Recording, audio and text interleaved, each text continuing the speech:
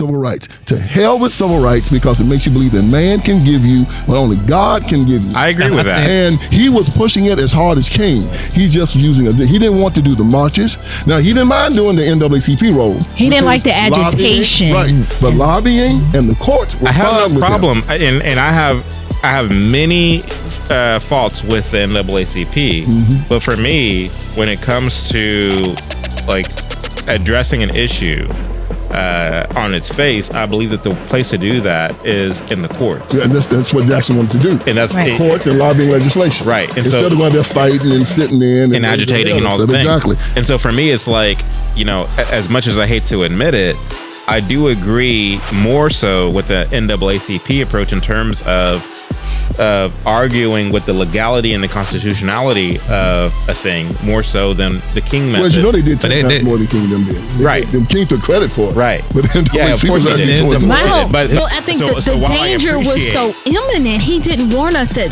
the house is on fire. It was almost like he saw the house on fire. Was like, should I go put some wood on it? When he said the civil rights faction has communist infiltration, he said that. Mm-hmm. He subsequently said that the black radical movement in the 70s that succeeded King, that these are people who are led by communists. He didn't call out names. Right. He just said, broadly speaking, these organizations. That is the problem.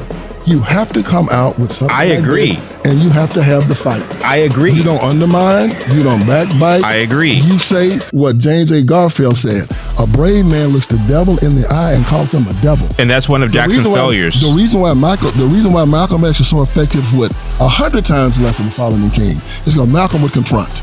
He's a liar, he's Uncle Tom. Mm-hmm. He said he wanted to sit beside white men on the toilet. The March on Washington was a farce on Washington. Malcolm said it out loud and people listened because nobody else would say it. When he said the civil rights faction has communist infiltration, he said that. To hell with civil rights because it makes you believe that man can give you what only God can give you. I agree with that. And